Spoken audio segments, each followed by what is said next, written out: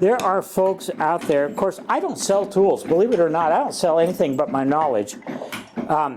I don't sell tools, so I don't care what you use. I'm going to show you what will work. So if you've got, I don't care whose tools you're using, it doesn't matter. Use what gets the job done. So I'm using, so far I've used 3 different tools to do this. If you want, I'll find you another one. Anyway, what you're after, okay, now that I'm making fun of your all tool collections, what you're after is something that makes a very fine veiner impression. And I don't care whether it's a wiggler or whether it's smooth or whatever. I want it to be very fine. I don't want one like what I just used here that leaves a fatter impression.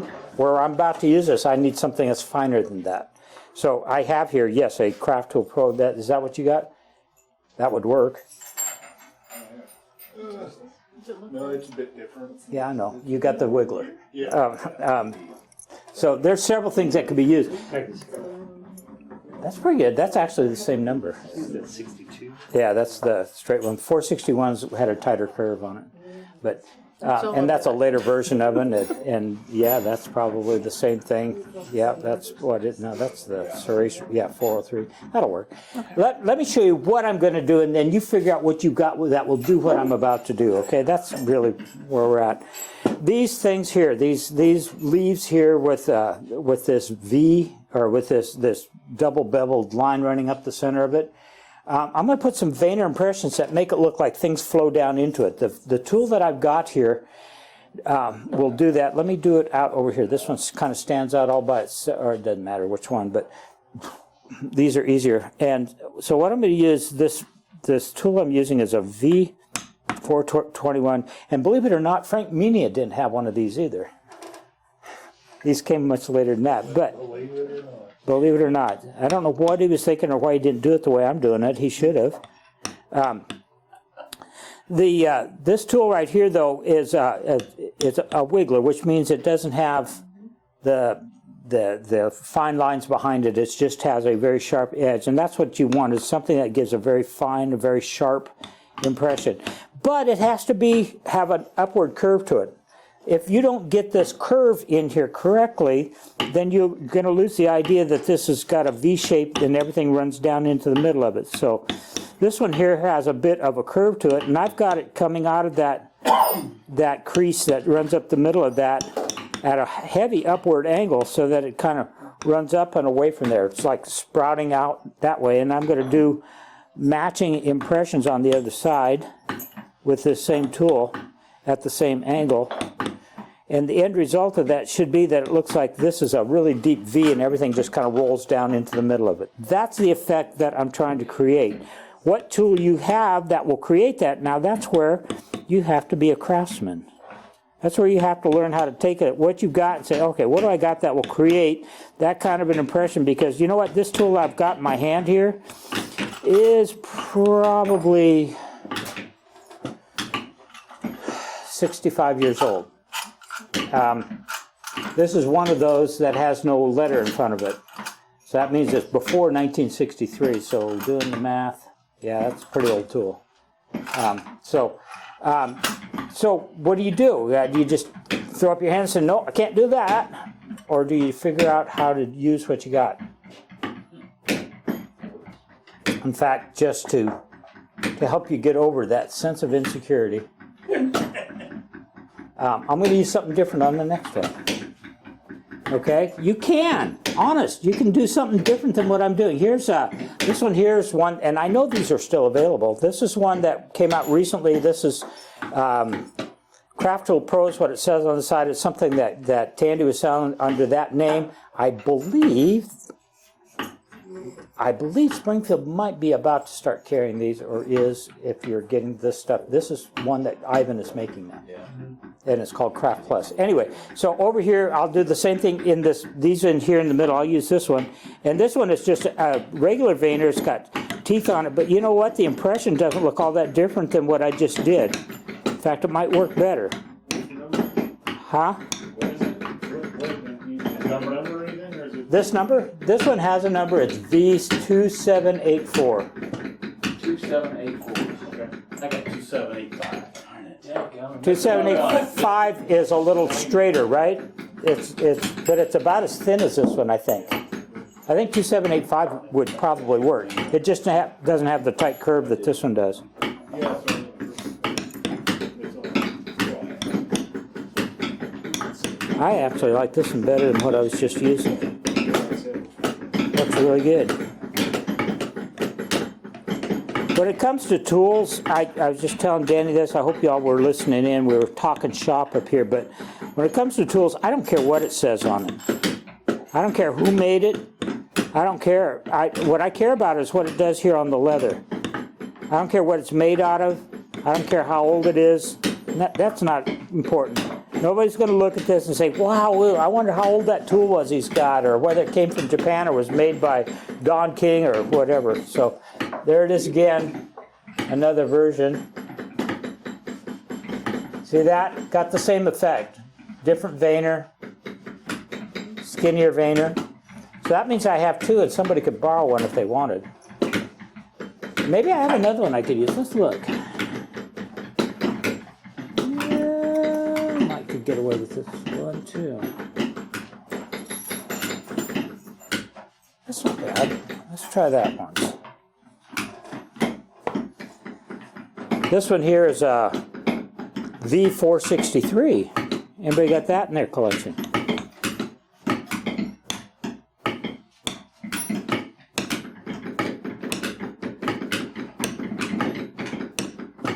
There are folks out there, of course, I don't sell tools, believe it or not, I don't sell anything but my knowledge.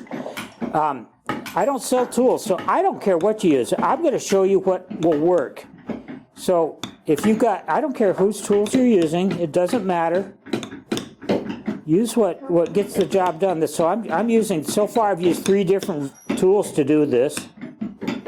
If you want, I'll find you another one.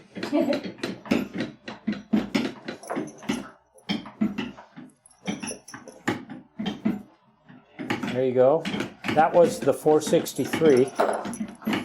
So I guess I have 3 tools here that'll work. So I know I have some extras if anybody needs to borrow one. And you know, I think I could get away using these too if I had to. That'd be too confusing. I won't do that to them. I won't do that. So. They're all just working away out there, aren't they? Nobody's taking me up on my offer, so I'm not that hurt, honest.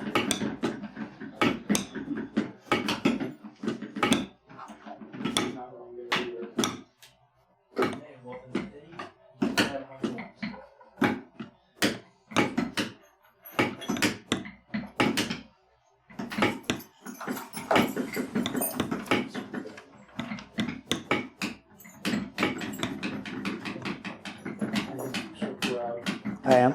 I had my mind on your business and wasn't paying attention to mine. Did you do it somewhere you weren't supposed to? Yeah, you did. Well, that, you know, I would never admit that. I would say, you know, no, this is my interpretation of that design. That's the way I'm going to do It it. was. Yeah. Some people just got Vayner happy. You meant to do that.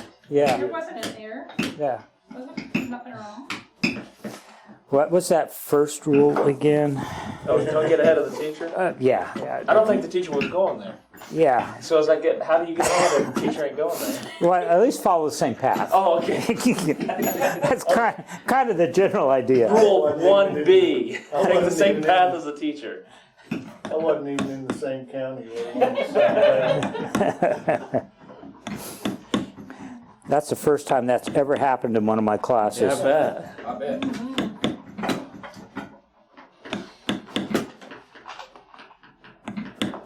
I just did 3 tool strokes before I realized it. That's all it took, huh? Do you have a D-Vayner? A deveiner? Yeah. No, I don't. I left that home. Didn't bring it.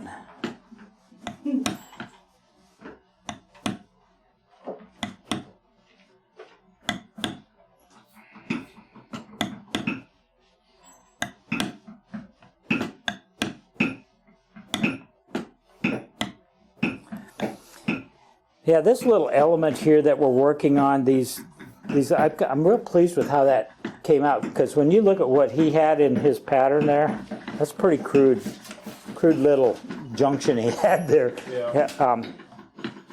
And it was just one of those things where I figured, I think we could do that a little different. You know, that's the thing, hopefully that you will take away, one of the things I hope you'll take away from this class is that, you know, when you see an older pattern or a pattern that you like, you know, you can still adjust it, make it work for you. Stuff like that, you know, we're doing a pattern here that was done by a guy that was building saddles before the OK Corral shootout. We're doing a pattern here that originated with a guy that was still doing this when Geronimo was alive. I just realized that because I went to the museum over there and was looking at when he died, and yeah, he was still doing this. In fact, this pattern might have been created by them, but you know, the legacy and the history that comes from that. Butch Cassidy and the Sundance Kid were running rampant through Wyoming about that same time. Wild Bill Hickok hadn't been killed up in Deadwood, South Dakota yet by the time he was building saddles. You know that Wild Bill Hickok killed a man here in Springfield on the square? He probably needed it. He never killed a man, didn't need killing. I think I heard him say that. Well, I didn't hear him say that, but I heard that said. He was my great-great-grandfather's uncle. The guy that got killed or Wild Bill Hickok? D.K. Tut. Yep, I know where his grave is. Really? There's medallions on the square. Really? Standing in. No kidding. Yep. No kidding. Yep.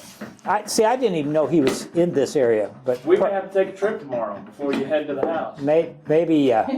He won a watch off of Wild Bill Hickok in a poker game, and they were very close friends prior to that. Huh. Bill told him not to tell anybody that he won the watch, but D.K. Tut didn't keep that to himself, and they got in a fight. Really? So where's the watch?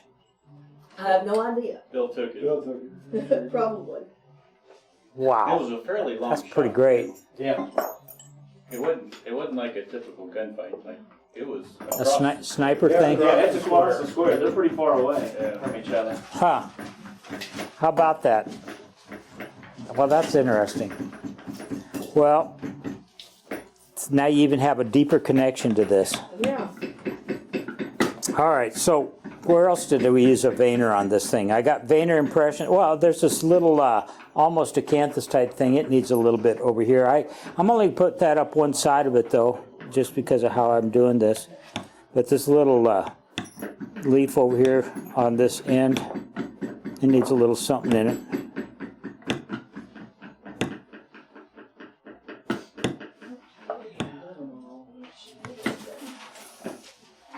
And then, yeah, I got to go back and see.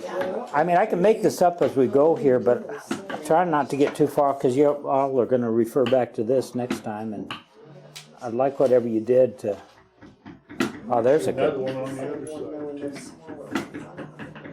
side. Another what? Another one of those little. No, I only put one on one end. Over here, we got this other deal. What are you talking about? What end? Well, I was thinking about this bud, or this acanthus. Yeah, I put it there. That's not an acanthus, though. That's just a bud.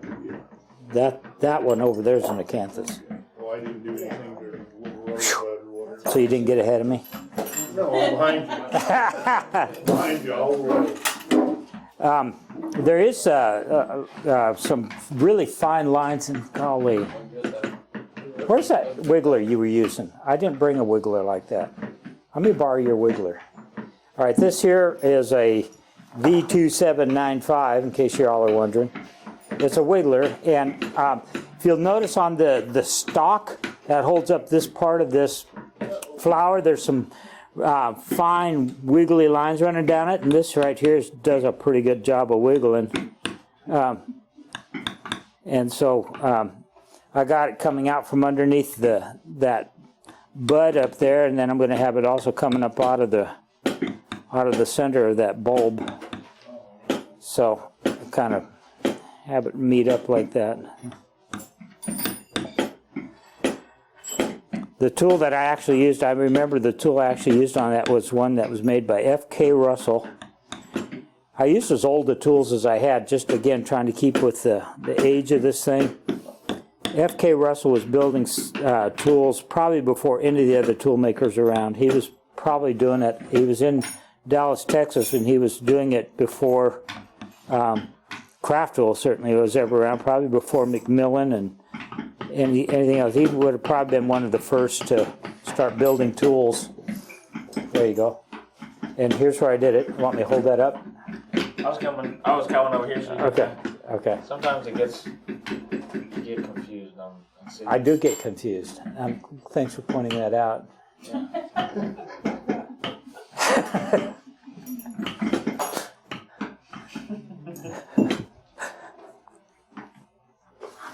All right, so I think I'm done. No, I'm not. I'm not done veining. I got more places I could do that. What else do I have? I have some other tools to use I haven't used yet. One on the flower stem. Yeah, that's what I thought I was going to use. How about using a one with no number on it? But if you did have a number on it, I'm pretty confident this is a 409. I know it is, but this is an older one, and that's what it is. A 409. What is it? Well, it's another veiner tool. This one here's got some. Well, here, just watch. It works pretty good for doing this texture underneath, like the stem of the flower. This is how you can tell that's the stem. And I'm just using this with some lighter impressions to put some texture on the stem of the flower, and probably on the stem of the little bud on one end, that what looks like a pineapple deal, or was on the other one. That's pretty cool, huh? Huh?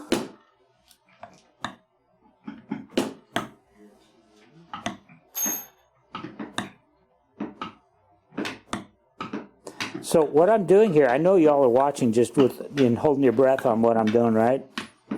But what I'm doing is I went down one side of this stem with this veiner tool, with it hitting one side of it a little bit heavier and then fading out as it went halfway across there. And then I just went down the other side of that same stem with the other corner of it. Now it looks like that texture goes all the way across. So.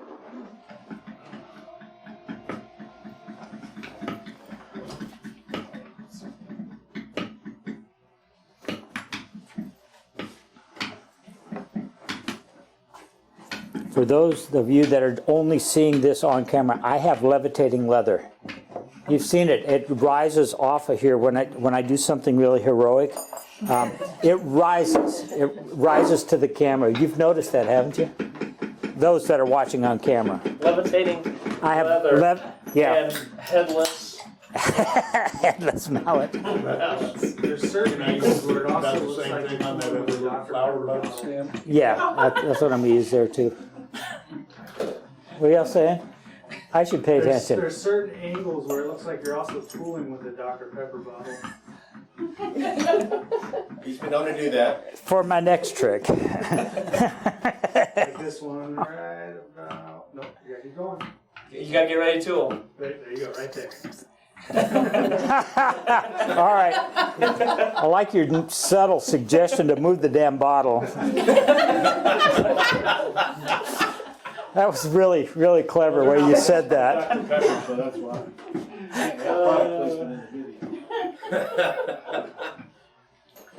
All right. Yes, there's more to do with this one here on this other underneath this bud over here. I'm going to do the same thing. So use the same tool to create that wavy texture there. There's a lot of things you can use to that. I'm using what I got, but there's the point here is to get some kind of a light texture that makes it stand out from like the rest of the flow of everything. The stems to that. Nothing else has a stem to it, do they?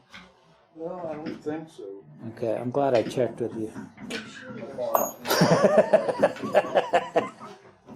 I don't see any. All right, but I do have to create roundness, and this would be, you know, a lot of the effects that I'm doing here, a lot of the little things that I'm doing here are where did I learn how to do all this? That's really what I'd love to answer that, but I don't really know. Some of the stuff that I'm doing here with like this texture on here, I think I might have got that from who does that? Probably Carrie Blanchard. I may have saw that he did that kind of a texture underneath his stems. That's pretty good. It's different. I mean, your Sheridan guys like to use a veiner lengthwise on the stems under a flower, but this here gets you a little more interesting texture there. The roundness. Bob Moline was, I can talk about all these guys because they're all dead. And I'm sad about that, by the way. But he was a brilliant leather artisan. He was the guy that used to work for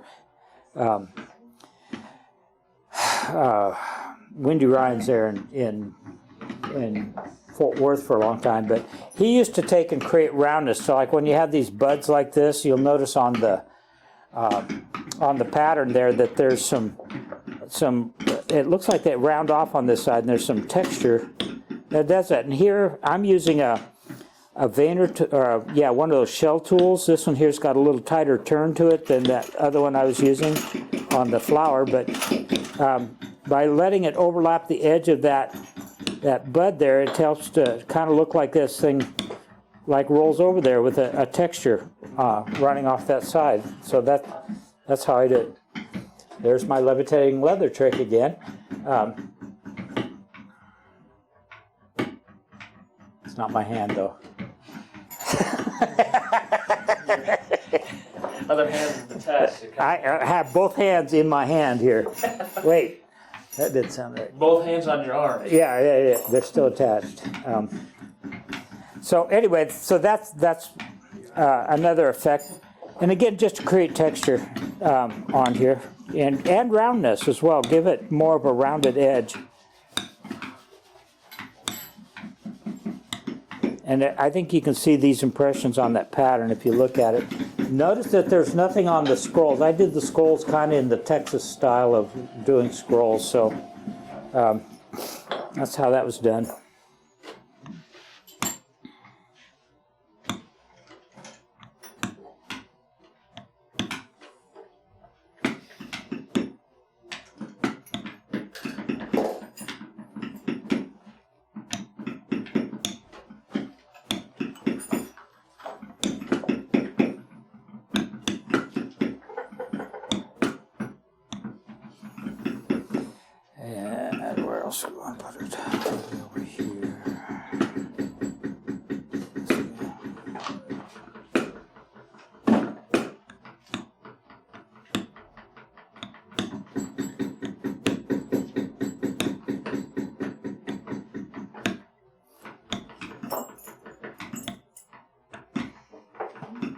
Y'all work really fast. You're doing really good because where are we at for time? Oh, it's 4 o'clock.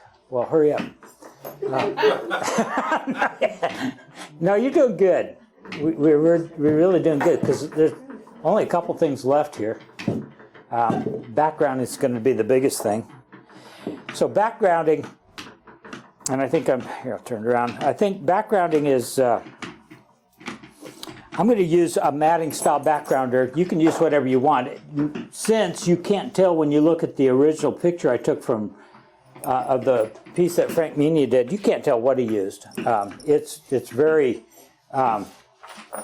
you just can't tell. It's obviously was something that he just flattened that area out with. I can't tell what the texture was. I doubt that because of how wide some of those rows are. I doubt that it was a bar grounder or anything like that. And I doubt that he had the ability to make a bar grounder from scratch. So I'm guessing that's not what it was. So I'm using a matting style backgrounder. The finished sample here that you're looking at, this picture, that one there, that's what I used on that. And I think it works all right with this. But it's entirely up to you. Use the one you like the best. That's the one you should be using. Or better yet, use the one you got. Use that as well. Backgrounding, you know, all of these are fairly small spaces. There's no really huge areas you need to mat down a big area with, but a background tool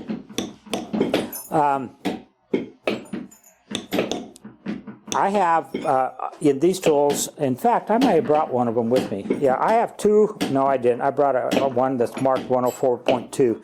But back in the day when I was using this tool, and it was the only one I had, it never was always the right size for what I needed to do. So I have in my set at home, I've got probably this tool with this number that's about 4 or 5 different sizes of it. And all I would do is I'd take and grind them down until I had them coming to a sharper point or that were a little bit shorter in length so that I could make them fit into all the different places I wanted to make a background tool fit.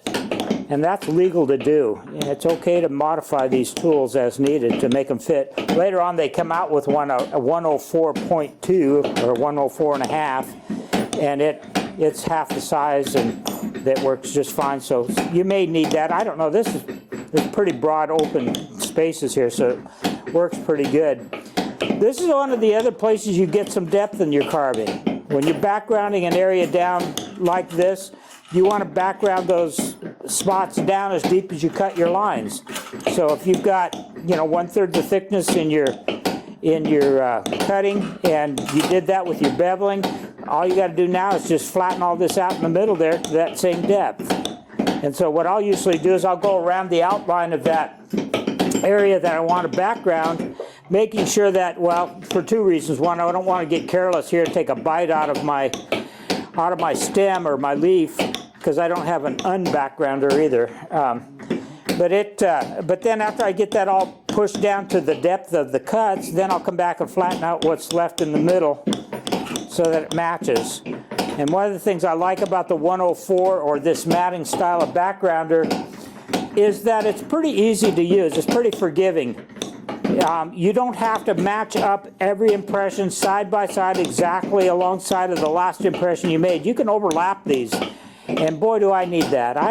This one's just pretty easy to use, and if it doesn't come out nice and smooth the first time over, you actually get to go back over it again if you want and even it out. Now you don't go over it again and again and again until it's all turned into hamburger. You gotta, try to get it nice and even as quickly as you can, but not all background tools or textures let you do that. So anyway, all that. I'm done selling background tools. So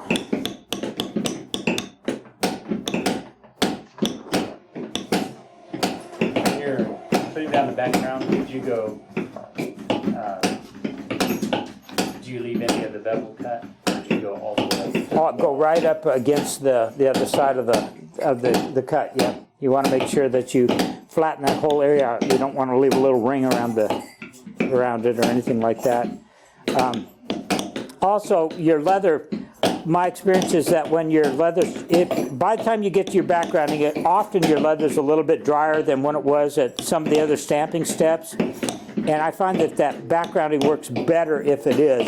It's easier to get a nice even result if your leather tends to be a little more toward the drier side. So.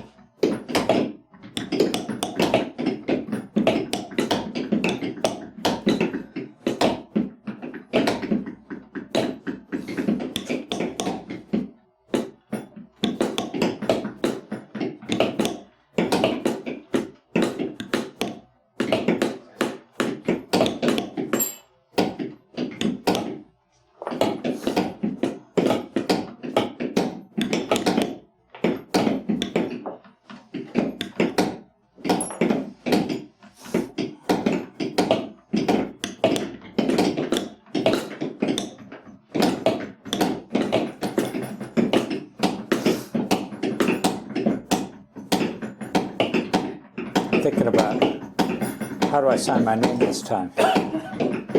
Not that big of a oval. Yeah. Yeah, let's see if I can come up with something interesting.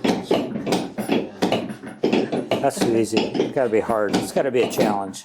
Alright. How about having one of the little sponsors you put in the scrolls? That's starting to test just a little there.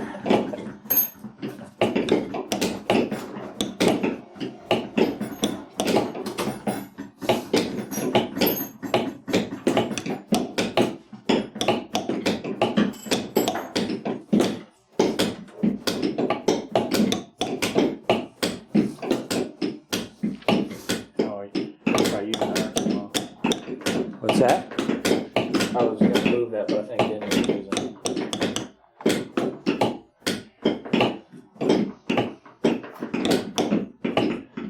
There were people yesterday in the video wanting us to auction off feathers. Auction them off? I don't care, go ahead. In fact, you know what? I don't need another one of these.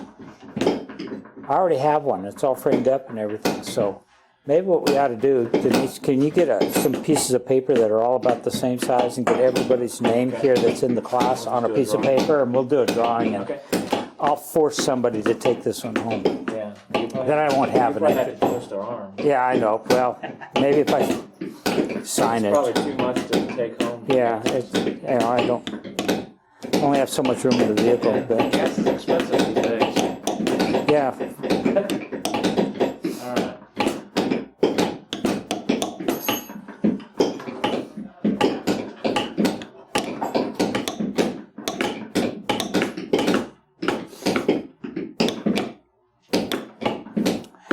So, one more story. All right. I told you I've been over to Spain. I've been over to Spain a couple of times. I love going over there. Just a lot of culture and stuff. The first time I went over there, I was down near the southern part of the country, which is an area that they have regions, and that region is called Andalusia.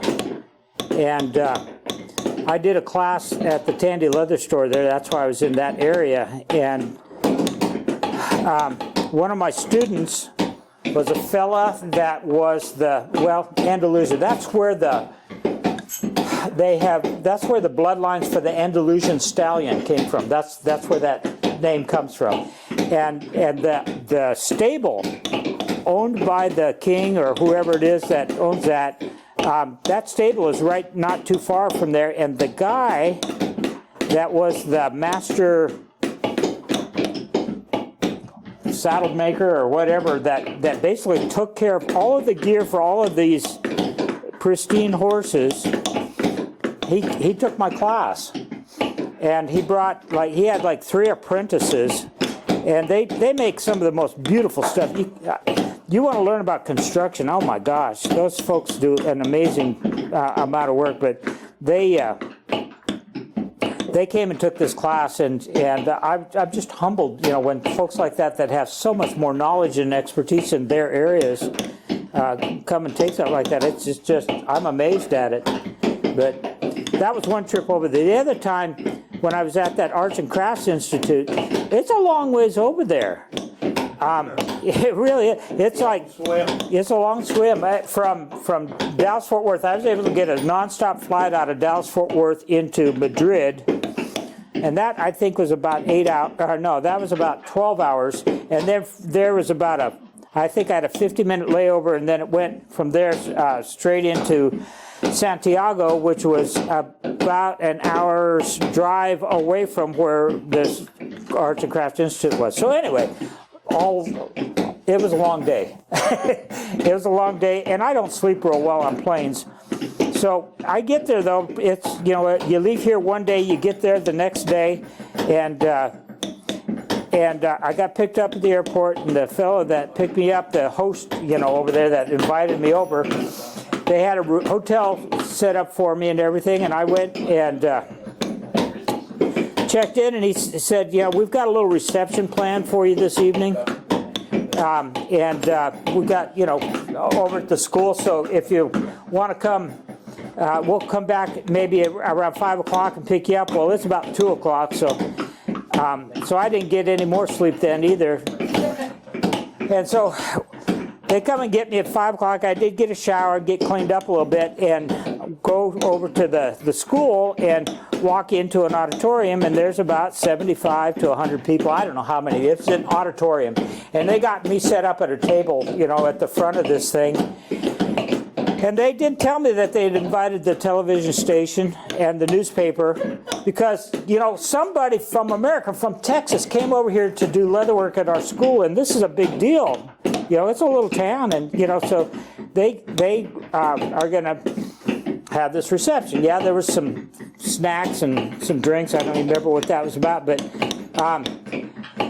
and you know what? All of those people speak Spanish. And I don't.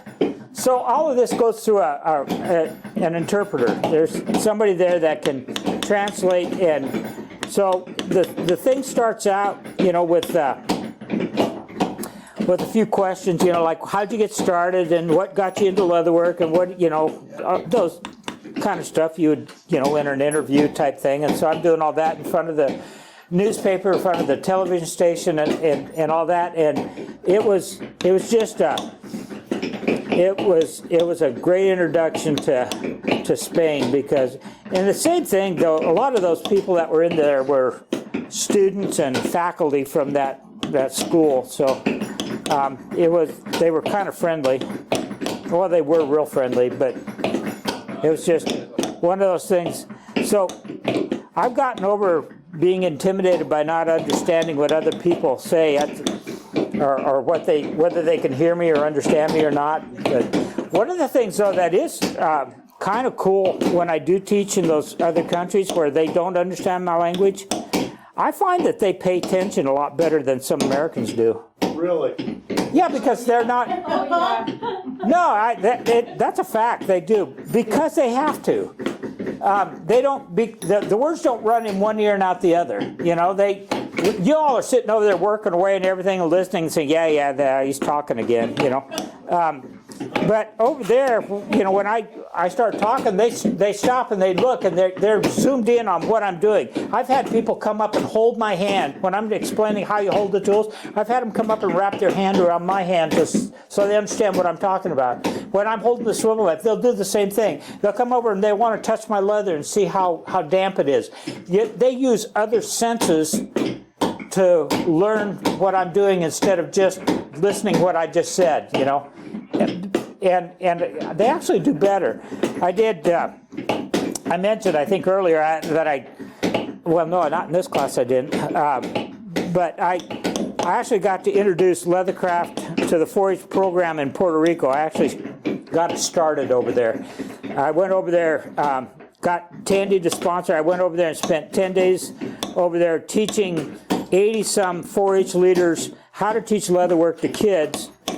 And when I first got there, it's a big deal for them. They're finally going to have leatherwork in their program. This is with their Department of Agriculture over there. And they had the people from their state or national office or whatever were there to get this thing off the ground. And they had brought in an interpreter or somebody to interpret that was the professor of linguistics at their university. And they were going to, translate, make sure everybody understood what I'm saying. Well, we started out the same kind of thing. I'd say what I'm going to say, and then I'd have to shut up, and people they'd translate it, and then I'd go on and say the next thing, and yeah, it's just really slows things down. And so they do well enough. Well, I mean, there were enough people there that did okay with English that they, if they would sit next to somebody that could understand what I'm saying, and they'd just talk amongst each other after I said what I'm saying, and they'd help each other out. Y'all are doing the same thing. I see that now. Yeah, what did he say about that? And you all are helping. But so language is not a barrier. In what we do, language is not a barrier. So Not a hindrance. it's not a hindrance. No, we do have a common language. It's the language of leatherworking, and we have a common passion, a common love, and so it's really easy to communicate.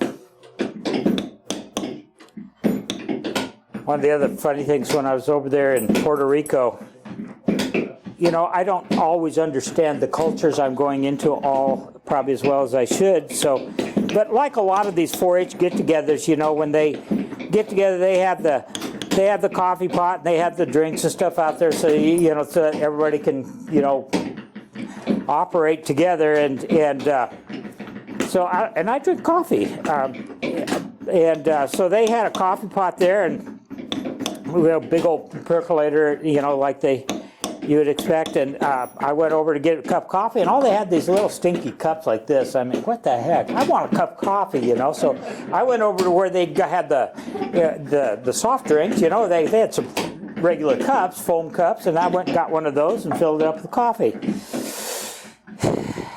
They drink coffee different than we do.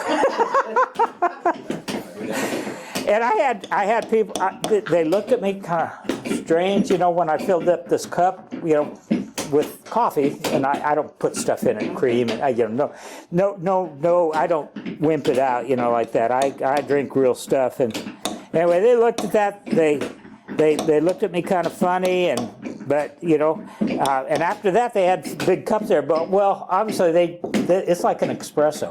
Very strong. Yeah, it's like I'm going, whoo, let's do some leather work, okay?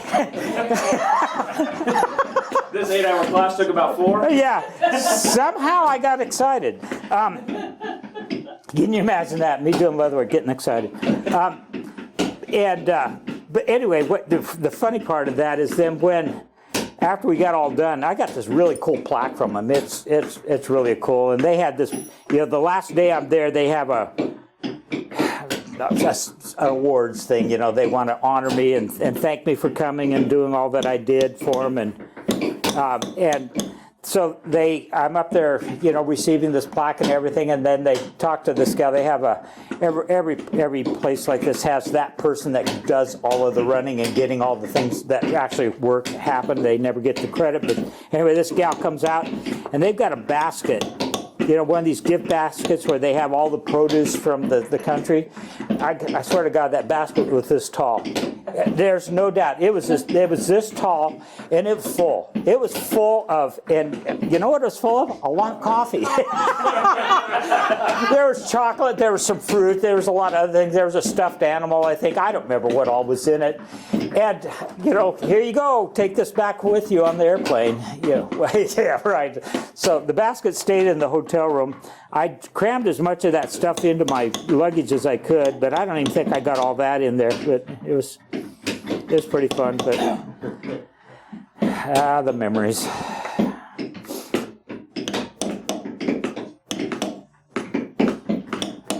Rene Ruiz is the guy that got me hooked up with that.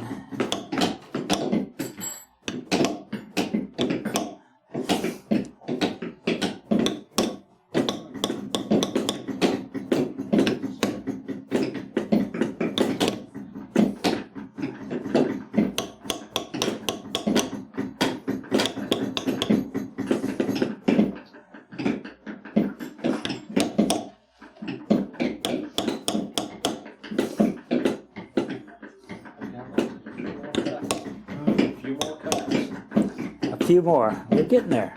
Honest, we're getting there. We're in good shape. Oh yeah, plenty of time. Do we need to get some coffee? Yeah. I think he thinks you're going till 6.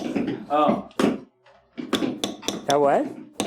I think you think they're going till 6. Oh no, we're in good shape on time.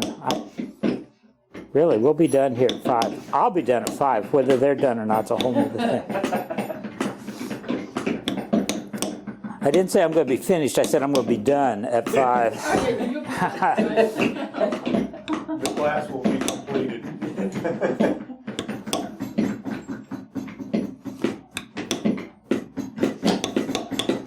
Well, if y'all hadn't asked so many questions, we'd have been a lot farther along.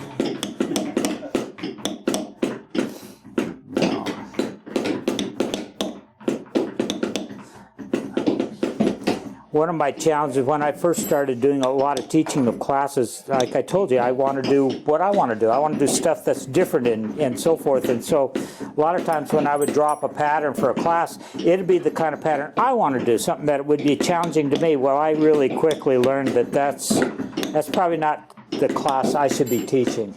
It's probably I should slow that down a little bit and make that a little more user-friendly for everybody else that's going to be there. So believe it or not, this one here's been toned down a little bit from what it could have been.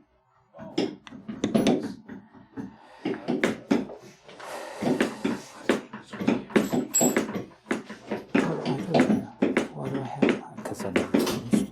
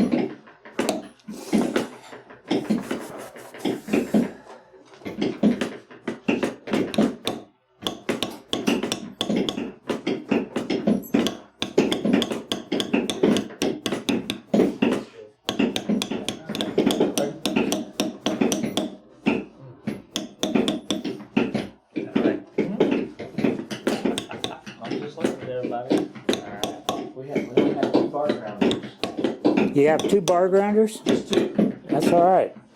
Oh, no. 3. You have 3? Bar grounders. Okay.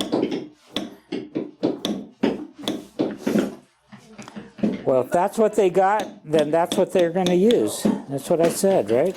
Use what you got. Is that what you're using? No, I'm using a regular background, a regular one, like a matting style.